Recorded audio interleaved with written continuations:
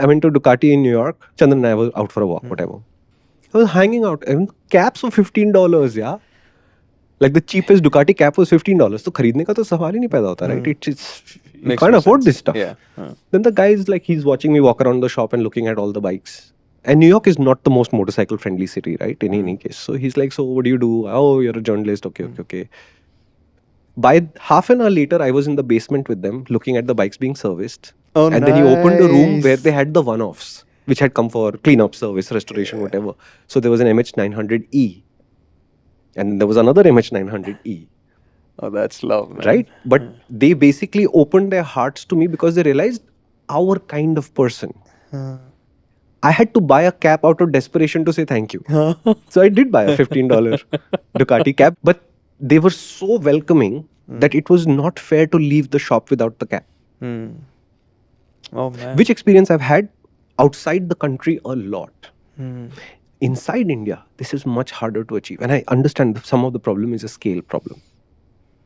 But if a brand can't take care of you like that, I don't know that they deserve your loyalty in the first place.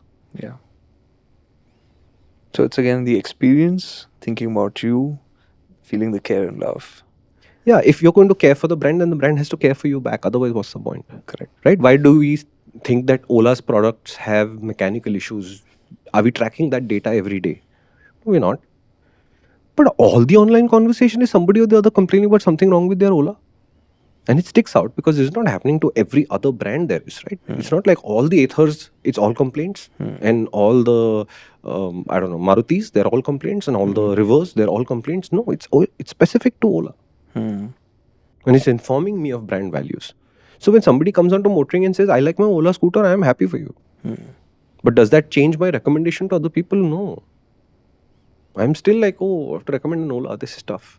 And I'm talking about tough, the Tata conversation, because people keep talking about the safety aspect of it being such a big draw, and therefore they are loyal because they are looking after their customers.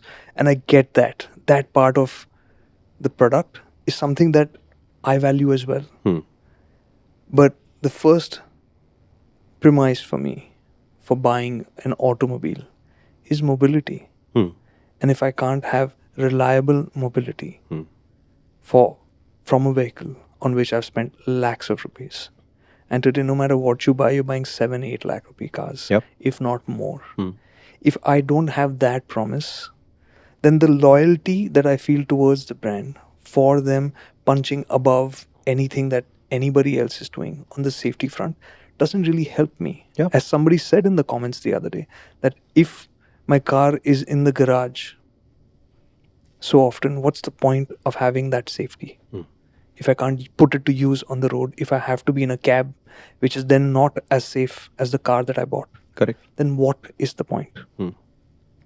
And this safety conversation has bought a lot of loyalty for a lot of brands. Correct. And building safety as a conversation to build brand loyalty, to me, is a little bit scary, because these are the things that everyone should be doing. But the day you start using that for marketing and to win people over, we've spoken about this as well, then it's also your responsibility. If you're such a responsible car maker, then it's also your responsibility to tell people that this is at 65 kilometers an hour. Do not think that it will protect you when you're driving at 100 kilometers an hour at the same level, or even at 80 kilometers an hour. It will mitigate. It will not eliminate. No crash testing can ever promise you that. It helps, it reduces, it increases the odds in your favor, and that's fantastic. But the day you start using this to promote your vehicles, and invariably it's a little bit lopsided, because the second people feel that sense of security, they start slacking off. We don't have that sense of responsibility in our driving. In developed markets, people treat a license as a way to eliminate irresponsible people, irresponsible driving. Because a vehicle today, and we've seen so many incidents of that recently, that a vehicle is effectively a weapon in the wrong hands. And today, how difficult is it for any car that you buy today in India? Any car, the cheapest vehicle that you buy, will get to 120 kilometers an hour. Yeah, easily. At 120 kilometers an hour, if it's not in the right hands, it's it's disaster.